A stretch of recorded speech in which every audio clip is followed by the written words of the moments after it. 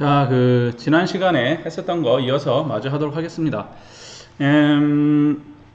우리가 지금 앞에서 이제 입원 환자들 국제의료보험에서 직접 청구에 관련된 얘기를 쭉 했었는데, 다시 한번 얘기하면은, 환자를 대신해서 해당 국제보험사에서 직접 의료기관에 환자의 진료비를 청구하는 거예요.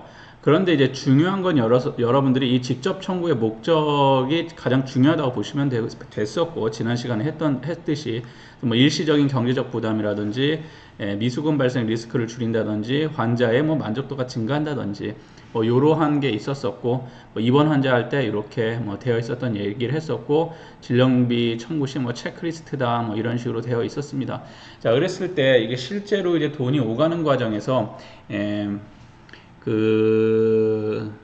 환자 입장에서는 서로의 입장이 다 달라요. 자, 환자의 입장에서는 첫 번째가 내가 이용하는데 국가에 있는 병원이 아니다 보니까 그것에 대한 일단 불안감이 있어요. 그리고 갔을 때 일반적으로는 직접 청구가 되지 않고 간접으로 제3자 지불 제도라든지 아니면 페이백 제도를 갖다 쓰다 보니까 그러면 환자 입장에서는 한 번에 목돈이 들어가는 게 엄청나게 부담으로 작용할 수가 있다라는 거죠.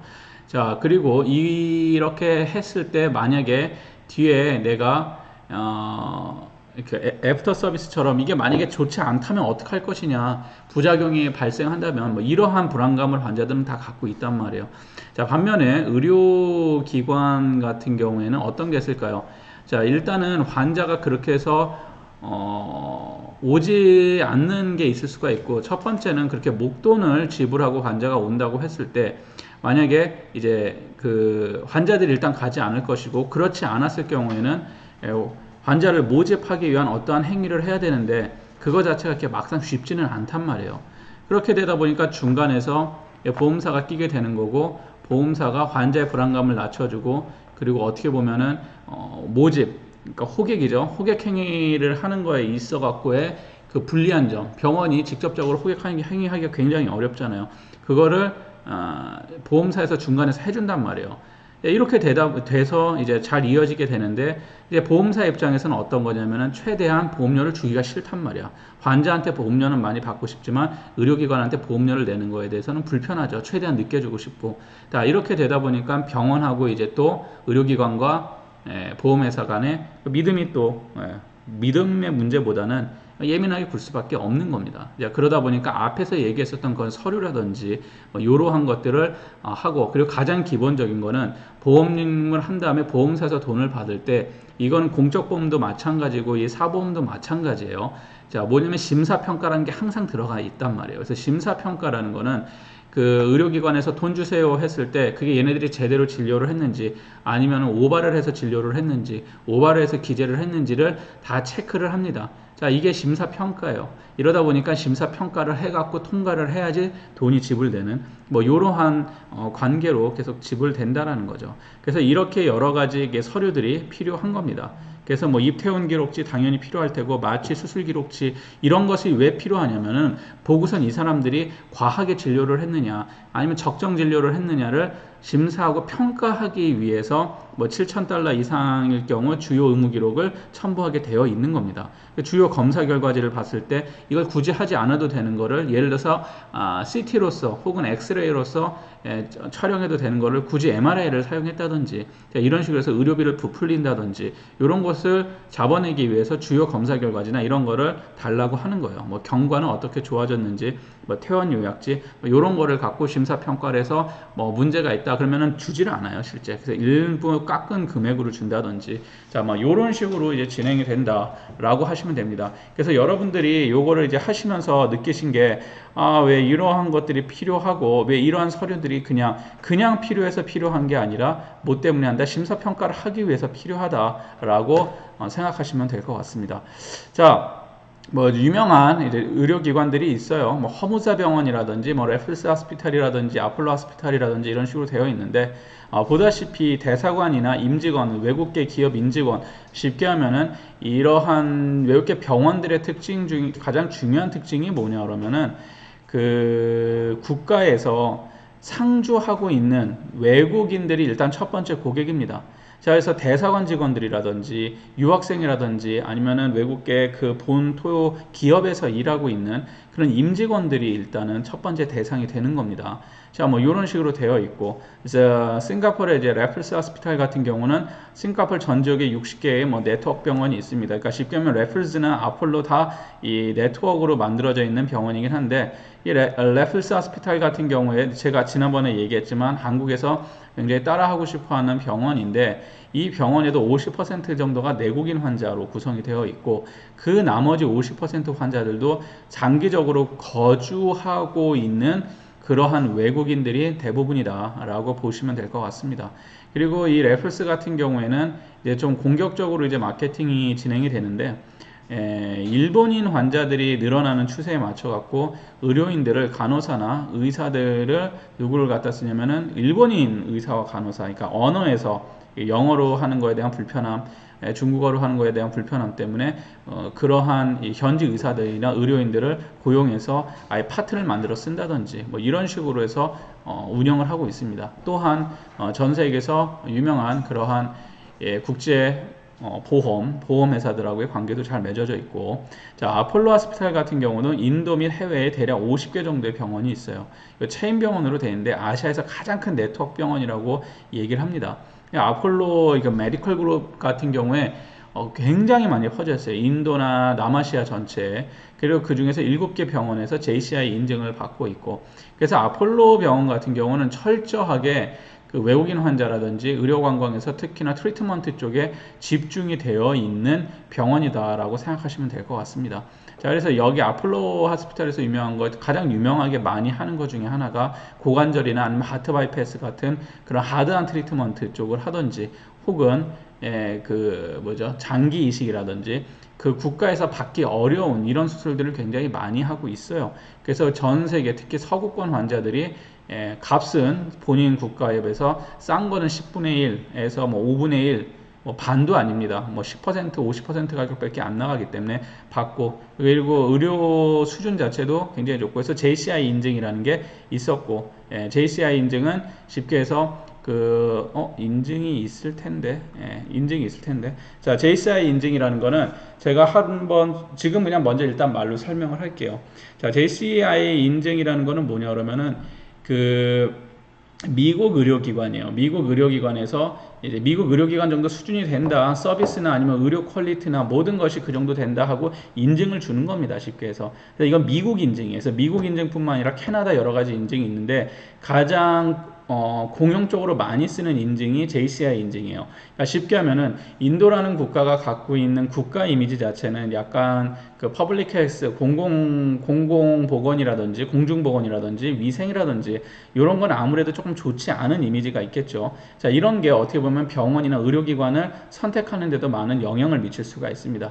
이러다 보니까 미국에서 하는 인증이 있어요. 의료기관 인증이 JCI 인증, 인증은 굉장히 많지만 대표적인 인증이 JCI인데, JCI 인증을 받음으로써 뭘 말하는 거죠?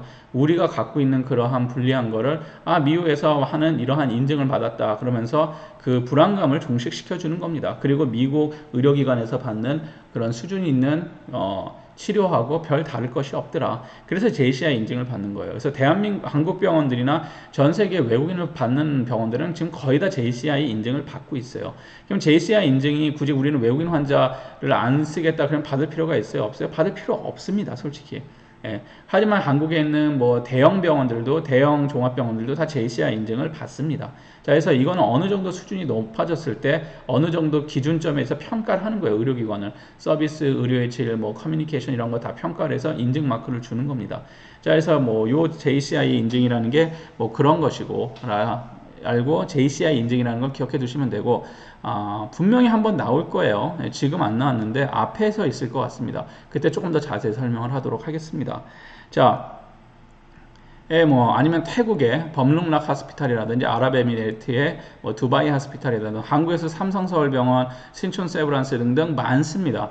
우리들 병원이라고, 요거는 이제 중국에 진출한 의원급이었었는데 병원이 작은 병원이긴 한데 이러한 것들도 있고. 자, 그런데 한국이 삼성 서울세브란스나 신촌세브란스가 범룽랏이라든지 아니면 아폴로나 레플스만큼 안 하는 이유는 제가 지난번에도 설명했지만 굳이 할 필요가 없어요. 현재는 할 필요가 없는 게 법적으로 굉장히 불리한 점이 많아요. 그러니까 외국인 환자를 받기 위해서는 병상수, 침대수가 몇 %를 맥시멈으로 정해져 있어요. 그 병원에서 외국인 환자를 입원시킬 수 있는 퍼센티지가 있다라는 거예요.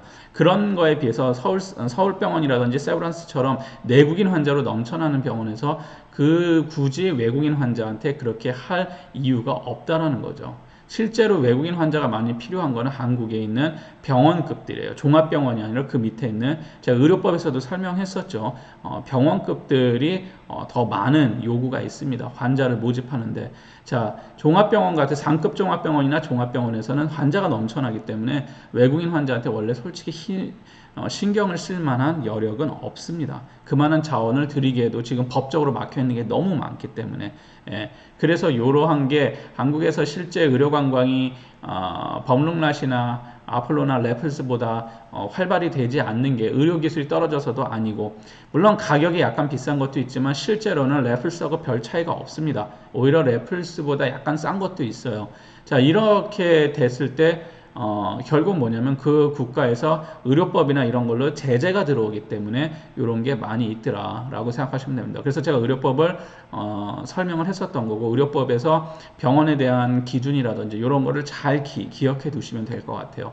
굉장히 까다로워요. 한국의 의료법은 특히나 까다롭기 때문에 되어 있다. 그리고 지금 현재 아직도 한국은 영리법인을 설립하는 것에 대해서 금지하고 있습니다. 의료 영리법인은 금지가 되어 있기 때문에 안 된다. 그러니까 외국계 병원, 의료관광 위주로 하는 병원이 들어오기 위해서는 영리법인이 합법화가 돼야 돼요. 그러니까 쉽게 해서 주식회사처럼 병원이 되는 거예요. 돈을 벌기 위한 병원이 법적으로 합법화가 돼야 돼요. 그래서 그거를 제가 최초로 반쯤 열어준 데가 녹지재단인가 녹지병원인가, 그래서 제주도에서 했다가 내국인 받지 말라고 바뀌어버리면서 순수 외국인만 받으면 해주겠다라고 하니까 포기했었죠. 현실은 뭐냐 그러면은 순수 외국인만 갖고선 의료기관을 운영할 수가 없습니다. 상식적으로 여러분들이 생각해 보세요. 의료를 받기 위해서 그 병원이 24시간 365일 돌아갈 만큼의 환자를 유치할 수가 있냐는 거예요. 그게 쉽지 않아요. 쉽지 않은 게 아니라 거의 불가능합니다. 자, 그러다 보니까 레플스나 아폴로 같은 경우도 내국인 환자 수가 반 이상은 차지하고 있어요. 그리고 나머지를 외국인으로 돌리는 거예요. 그러한 이제 그 경영으로 치면 그러한 안전망이 갖춰져 있지 않은 상태에서 의료관광이나 외국인을 받는다. 그거는 어불성설이 되겠죠. 그러니까 지금 해라 하지만 법은 막혀 있고 이러한 추세라고 보시면 됩니다. 그래서 이렇게 의료기관에 포커스가 되어 있는 의료관광보다는 좀 그렇게 소프트한 쪽으로 더 신경을 쓰는 이런 현상으로 벌어지고 있더라. 그래서 여러분들이 이런 거를 이해할 때 우리가 뭐가 이제 아마 다음 시간이나 그때 되면은 좀 마케팅적인 측면에 대해서 얘기를 할 거예요.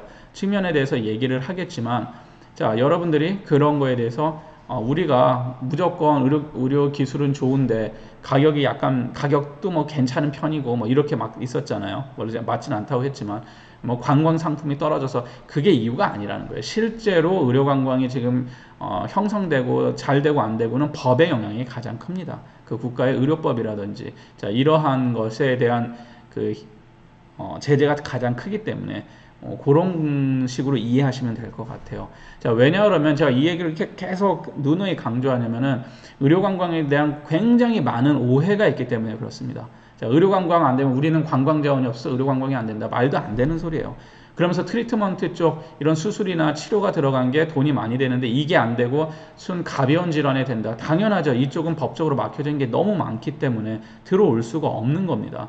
그러니까 보건의료 쪽에 대한 지식이 없는 상태에서 자꾸 의료관광에 대해서 토론을 하고 얘기를 하면은 그런 엉뚱한 소리를 자꾸 할 수밖에 없는 거예요. 그래서 제가 이 앞부분에 조금 관광하고는 거리가 있겠지만 의료법이라든지 아니면 의료에 관련된 특징이라든지 아니면은 보험에 관련된 얘기를 한다든지 자꾸 이런 얘기를 하는 이유가 이게 여러분들이 기초가 좀 잘 닦여 있어야 돼요. 그래야지 현실을 정확하게 이해할 수가 있습니다. 우리가 의료 기획 상품이 떨어져서 안 되는 것도 아니고 우리가 마케팅 능력이 특출나게 떨어져서 안 되는 것도 아니에요. 한류가 있다고 의료관광이 또 되는 것도 아니고. 자, 그러니까 이 의료관광의 가장 기본적인 거는 의료법이라는 어떤 이렇게 얽매는 족쇄 같은 게 있다라고 생각하시면 되고, 그게 얼마나 의료기관이나 설립이라든지 아니면 영리기관 설립이나 이런 거에 대해서 자유롭고 오픈이 되어 있느냐에 따라서 의료관광이 활성화될 수도 있고 클 수가 없을 수도 있고 뭐 그러한 것이라고 여러분들이 1차원적으로 이해하시면 될 것 같습니다. 자, 그러면 앞에서 이제 보험에 관련된 얘기를 다 했어요. 다 했고, 이제는 뭘 얘기하면은 의료광고와 의료광고에 관련된 얘기를 할 텐데, 영상을 보여주고 싶지만 나오지가 않아서 넘어가도록 하겠습니다. 자, 의료광고를 갖고 온 거는 지금부터는 이제 조금 트리트먼트, 그러니까 수술이라든지 치료적, 침습적 의료 행위에 대한 거를, 그러면 이제 과연 결국 우리가 뭘 하고 싶은 거예요? 이걸 활성화돼서 의료관 관객을 모으고 싶은 거잖아요. 환자를 모으고 호객하고 싶은 거잖아요. 그런 거를 했을 때 이제 의료라는 거에 얽혀갖고 그걸 좀 더 설명하고 이제 이런 거를 지난 다음에 이제 본격적으로 조금 더 소프트한 쪽으로 뭐 말랑말랑한 이제 관광이나 이런 쪽으로 넘어가도록 하겠습니다. 자, 의료관광, 의료 광고 했을 때 역시나 광고는 가장 대표적인 프로모션 전략 중에 하나죠. 마케팅으로 치면은 4P 중에서 프로모션 전략이에요. 프로덕트, 제품이 있고, 프라이스, 가격이 있고, 그리고 플레이스, 유통에 관련된 얘기가 있고, 프로모션, 촉진에 관련된 얘기인데, 촉진주, 프로모션 중에서도 가장 대표적으로 많이 쓰는 어드버타이징, 광고에 관련된 얘기예요. 그래서 그거부터 좀 들어가서 얘기를 하도록 하겠습니다. 자, 의료 광고에 관련된 거 보시면 광고란 이런 걸 뜻하죠. 원래의 광고의 개념은 사업자 등이 상품 등에 관한 일정한 방법으로 소비자에게 널리 알리거나 제시하는 겁니다. 그러니까 쉽게 얘기하면은 사업자 등이 상품, 내가 갖고 있는 상품, 서비스 상품이든 어떤 제품이든 이런 것을 피지컬 굿, 눈에 보이는 제품이든 아니면 서비스든 보이지 않는 제품이든 이런 거를 일정한 방법을 통해서 소비자에게 널리 알리거나 일단은 정보를 알리거나 제시하는 것이에요. 그래서 결국 뭐예요? 우리 제품을 사게 하는 것이 광고의 핵심이죠. 광고라는 게 있는 이유는 무엇일까요? 광고는 자본주의 사회에서만 있어요. 그러면은 저쪽 사회는 없나요? 공산주의 사회는 없죠. 프로파간다라 그러죠. 그쪽에서 하는 거는 어떻게 보면은 정치적인 어떠한 그러한 구호라든지 뭐 이런 게 있지만 상품에 관련 거를 구매를 촉진시키려고 하는 이런 거는 자본주의 사회밖에 없단 말이야. 그러면은 이 광고라는 것이 왜 필요하냐 그러면은 첫 번째는 경쟁이 있기 때문에 광고가 존재를 하는 겁니다. 경쟁이 없는 사회에서는 광고를 굳이 할 필요가 없어요. 아니면 광고가 어느 정도의 수준이냐면은 소비자에게 알린 것, 정보 제공 정도로 된다는 거야. 하지만 일반적으로 광고라는 거는 경쟁자와의 관계에서 경쟁에서 이기기 위해서 하는 하나의 촉진 전략 중에 하나다. 이 기본적인 의미입니다. 그렇다면 의료 광고는 보여주기 전에 어떤 걸까요? 의료만 보태면 돼요. 그러면 어떻게 되죠? 의료 사업자 등이 의료 상품 등에 관한 일정한 방법으로 의료 소비자에게 널리 알리거나 제시하는 것, 이게 의료 광고가 되겠죠. 근데 좀 틀려요. 의료 광고는 뭐냐면은 의료 사업자가 누굴 뜻하죠? 의료인, 의료기관, 의료법인이 되겠죠. 비영리법인이 자, 상품 등에 관한 의료 서비스에 관한 사항과 의료인의 의료기관에 관한 사항을 일정한 방법, 뭐죠?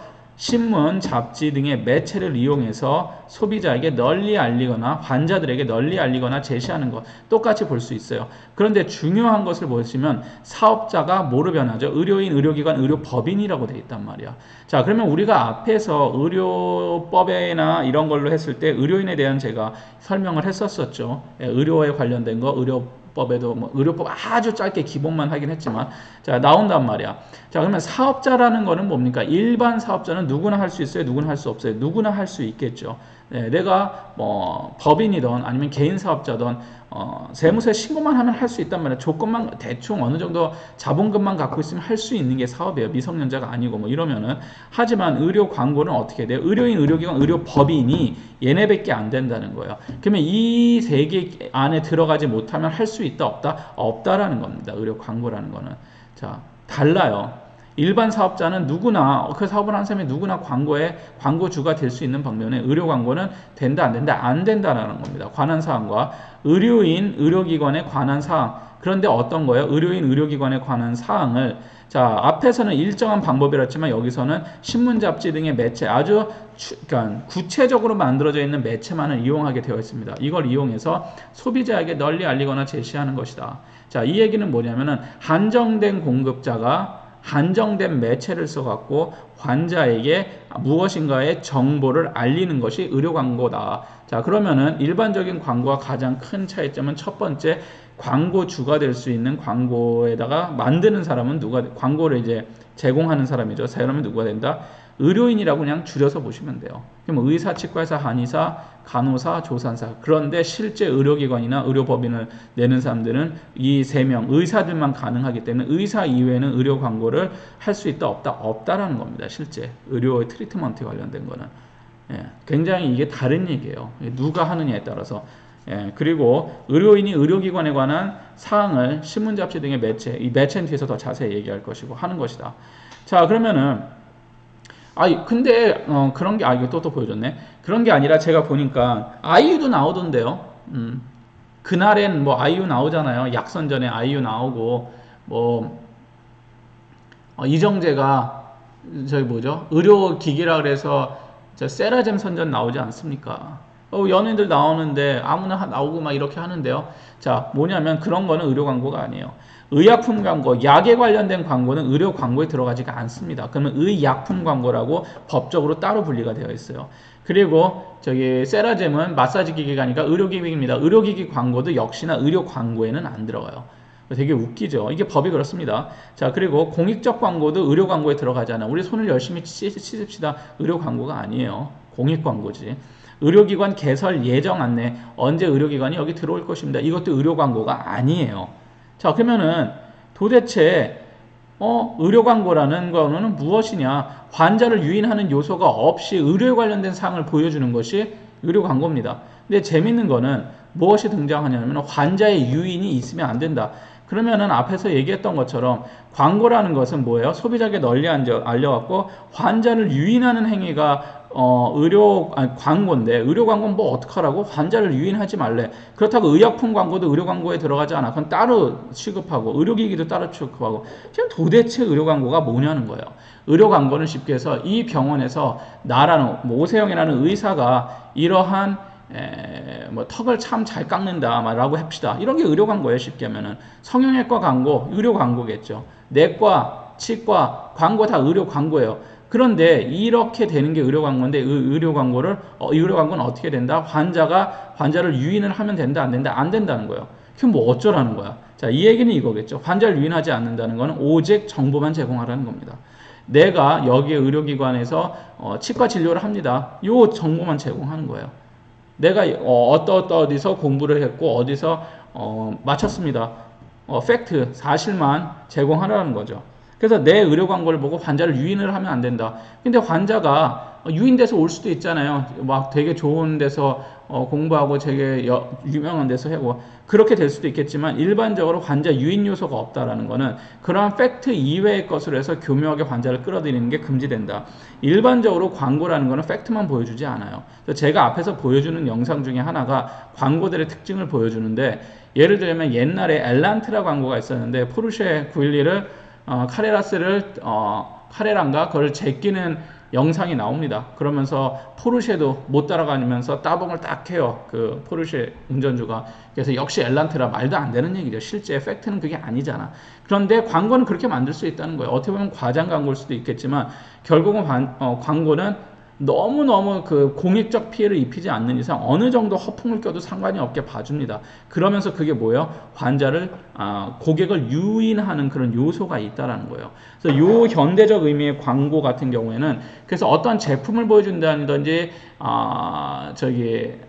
그 인포메이션을 제공한다기보다는 주로 무엇을 하냐 그러면은 어떠한 이미지 광고를 많이 쓰죠. 이게 뭘 광고하는지 모르겠지만 색감이라든지 어떠한 특이한 기법을 통해서 무의식에 계속 머릿속에 남게 하는 거예요. 아, 우리 브랜드는 세련된 브랜드, 우리 브랜드는 고급스러운 브랜드, 뭐 이런 식으로 해서 그러한 이미지 광고들도 많아져요. 이게 결국은 뭐예요? 나중에 환자를 유인하기 위한 밑작업이란 말이에요. 그런데 의료 광고는 그런 게 전부 다 금지되어 있어요. 여기서 봤을 때 이 광고를 통해서 환자들이 혹해서 넘어갈 수 있겠다. 그런 거는 다 어떻게 된다? 금지가 된다. 그 이외에 의료에 관련된 거를 아주 드라이하게 건조하게 정보만 제공하는 것만이 광고로서 인정을 받는다라고 여러분들이 생각하시면 될 것 같습니다. 자, 그래서 이러한 내용이 있었고, 자, 의료 광고 규제 방식은 첫 번째가 네거티브 규제 방식이라는 것이 있어요.